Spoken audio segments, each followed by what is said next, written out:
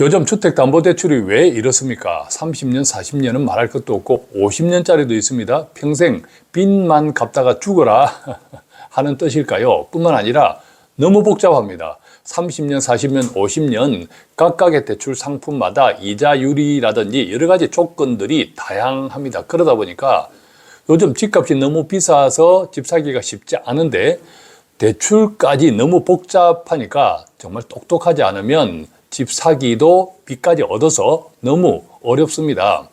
오늘은 영문도 모른 채 제 아들이 등장했는데요. 최근 이런 질문들이 많습니다. 그래서 사례를 한번 만들어서 공부해 보고자 합니다. 예컨대 이런 겁니다.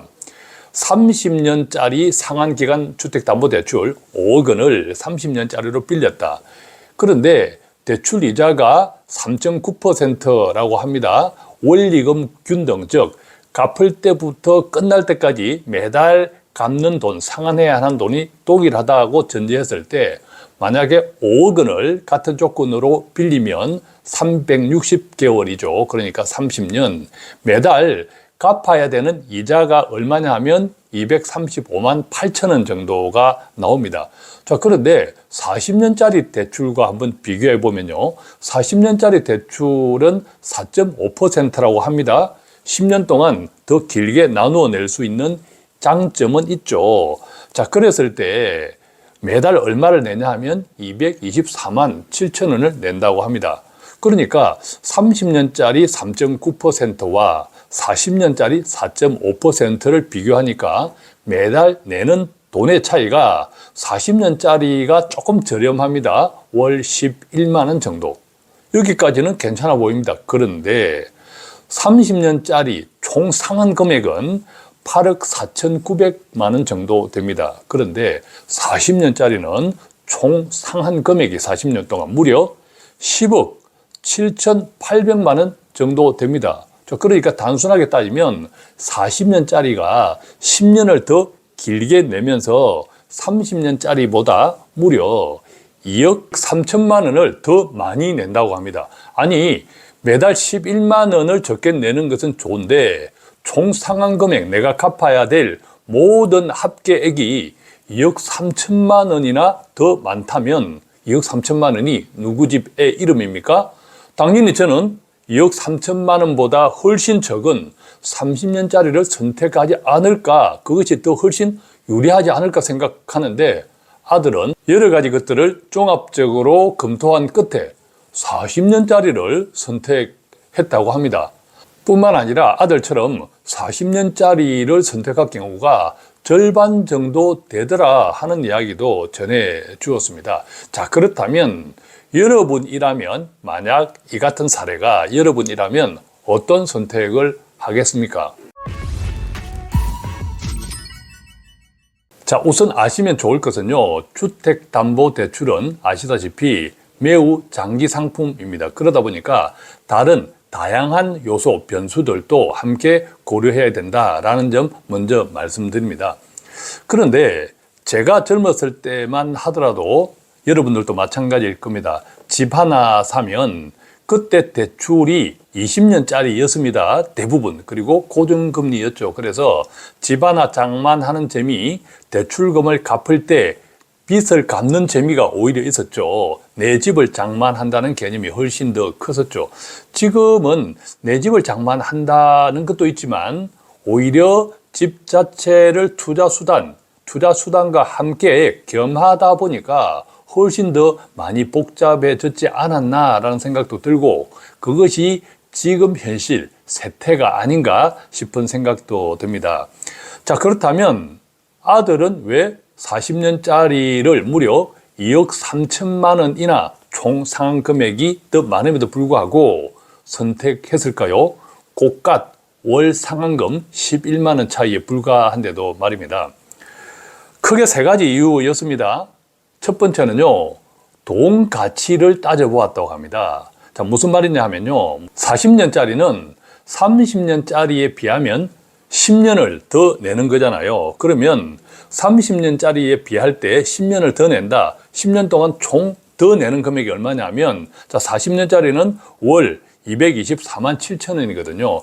224만 7천 원에 10년 120개월을 곱하면 2억 6,900만 원 정도 더 냅니다. 2억 6,900만 원, 약 2억 7천만 원 가까이를 더 낸다는 거죠. 자, 그것도 매우 어마어마합니다. 물론 30년까지는 30년짜리에 비해서는 조금 적게 내죠. 11만 원. 어쨌든 그때부터 10년 동안 더 내야 하는 돈이 무려 2억 7천만 원이나 되더라라는 것입니다.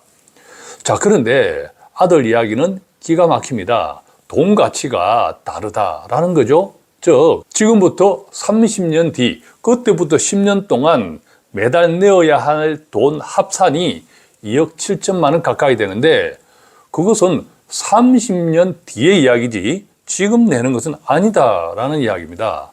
자, 이것이 돈 가치라는 거죠. 자, 그렇다면 아들 이야기대로 2억 7천 가까이 되는 돈을 30년 후부터 10년입니다. 그것을 만약에 지금의 가치 30년 후 2억 7천 정도를 30년 전인 지금 가치로 따져보면 어떻게 계산될까요? 현가라고 표현하죠. 계산해 보니까는요, 대략 체감 물가, 소비자 물가가 아닙니다. 돈 가치가 떨어지는 것은 정부에서 발표하는 소비자 물가가 아니라 장바구니 물가라고 하죠. 체감 물가를 따집니다.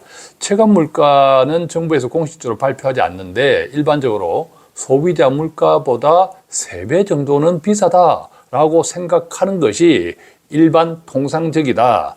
자, 그랬을 때 저는 5% 정도 체감 물가 돈 가치가 5% 정도 떨어진다라고 일단 가정을 해서 한번 계산해 보았습니다. 그랬더니 지금 돈 가치 6천만 원을 적용시켜 보니까 지금 보시는 표와 같이 연복리 5%씩 앞으로 30년 뒤에 360개월을 곱하면 얼마가 나오냐 하면 원금 이자 합해서 총 2억 7천만 원 정도 됩니다. 그러니까 아버지 큰 돈이 아니라는 거죠.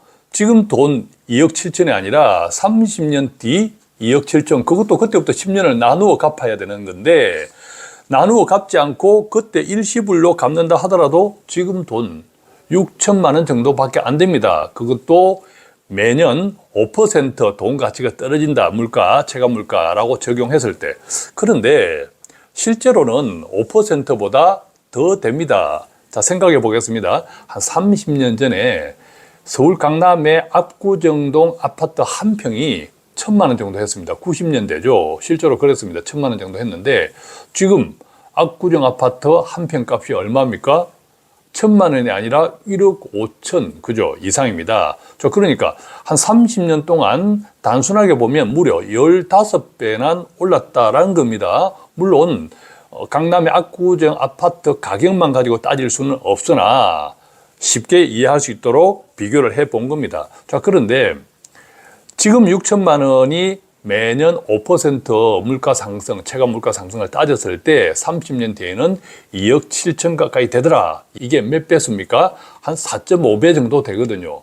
그런데 조금 전에 말씀드렸던 강남의 압구정 아파트는 30년 동안 무려 15배가 올랐다는 거죠.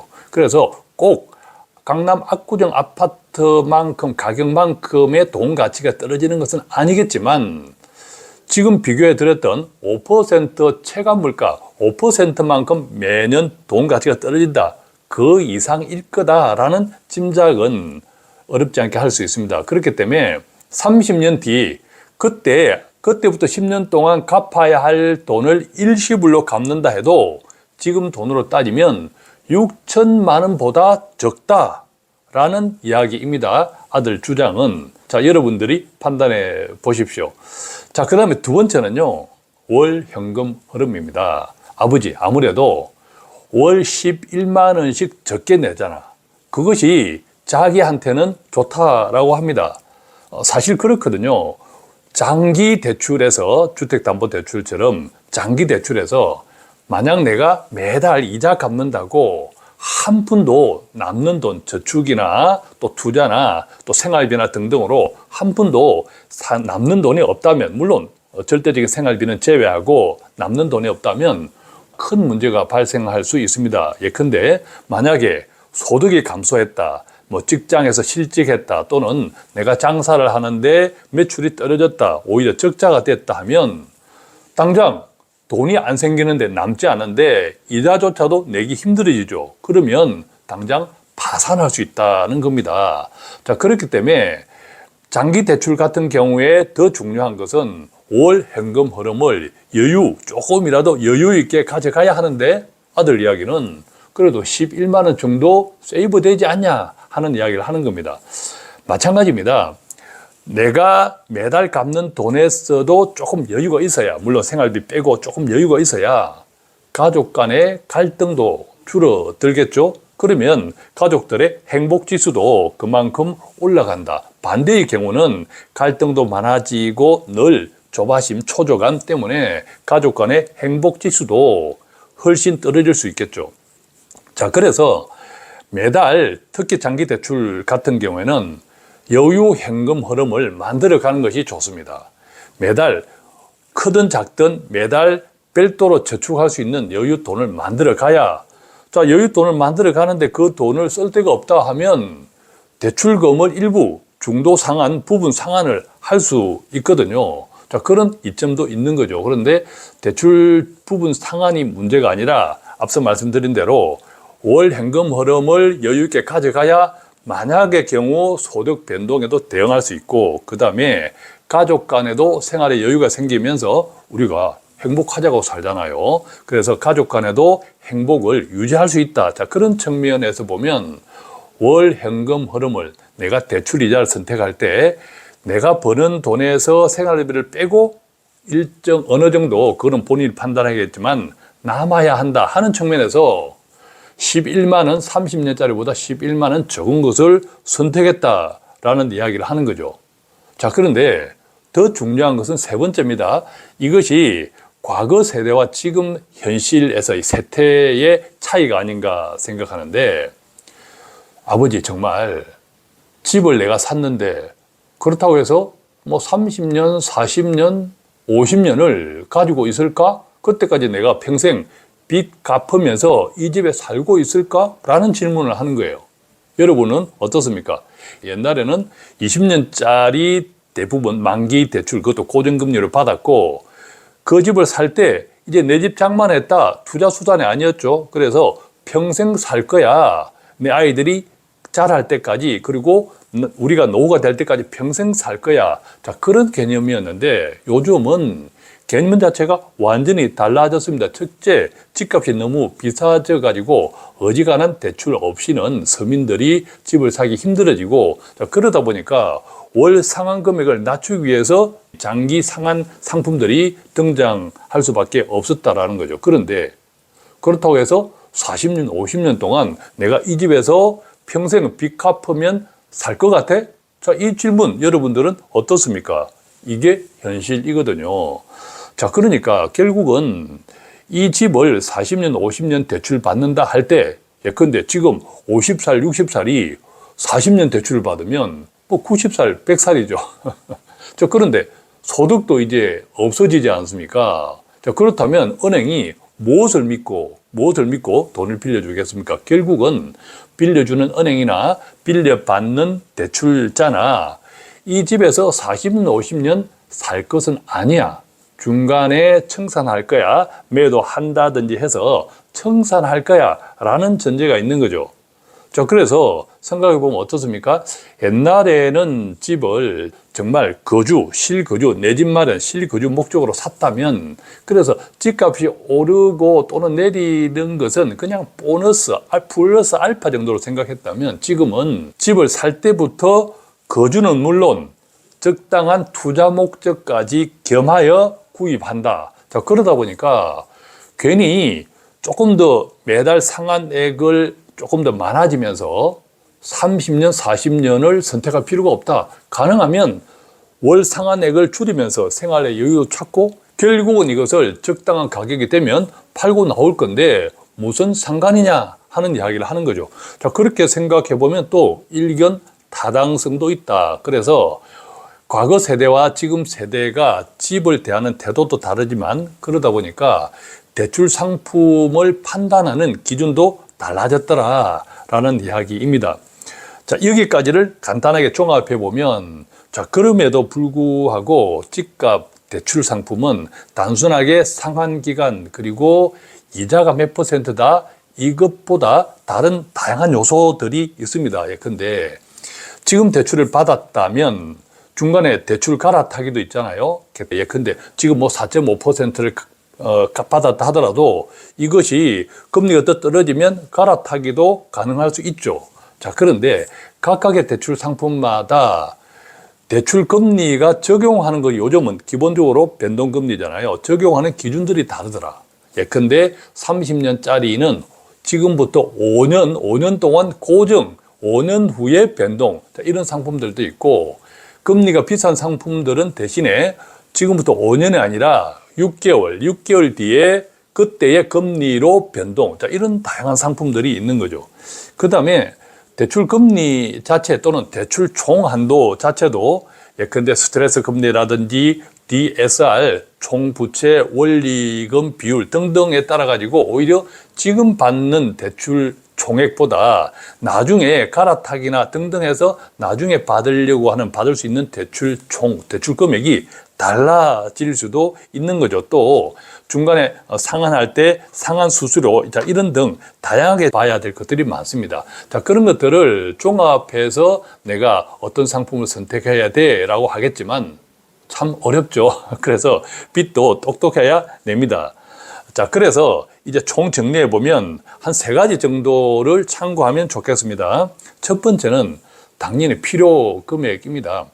아무래도 주택담보대출이 금리가 다른 일반의 신용대출보다는 일반적으로 싸잖아요. 자, 그렇기 때문에 만약에 내가 집을 사는데 주택담보대출 금리보다 좀 비싼 대출들이 있어 하는 것들은 주택담보대출을 총 대출 한도에서 받을 수 있다면 좀 비싼 신용대출을 내가 상환한다라는 전제에서 그만큼 더 싼 대출 이자도 갈아탄다. 이렇게 활용할 수 있다고 보면 결국 내가 얼마의 대출금이 필요해. 이것이 이제 가장 중요할 것이고, 두 번째는 앞서도 말씀드렸듯이 월 상환 계획입니다. 즉, 우리 가정의 재정 흐름, 돈이 남아야 된다니까요. 재정 흐름, 그 다음에 이 집을 내가 샀을 때 앞으로 어떤 계획, 재무 목표를 하죠. 어떤 계획을 가지고 있는지, 사용자산인지 아니면 투자자산을 겸한다고 하면 정말 투자자산일 때는 언제 내가 매도할 계획을 가지고 있는지 그것이 설령 실제와는 다를지라도 자, 그런 계획이 있어야 내가 어떤 대출 상품을 선택하는데 많은 도움이 될 수 있다라는 것입니다. 자, 그러면 결과적으로 가장 중요한 것은 무엇일까요? 저는 단연코 월소득, 그 다음에 직업이나 소득의 형태가 아닐까 생각합니다. 나의 소득이 아주 안정적이다. 그리고 오히려 계속 더 많아질 거야 라고 하면 대출 상품을 선택하는데 훨씬 더 유연해지고 편해지리라고 생각합니다. 그런데 그렇지 않고 내 소득이 불안해 오히려 줄어들 수도 있다라고 할 때는 가능하면 월 상환액을 줄이는 것이 오히려 더 이로울 수 있다라는 거죠. 자, 그래서 이 주택담보대출을 선택하는 것은 한두 가지 요인으로 결정되는 것은 아니라고 생각합니다.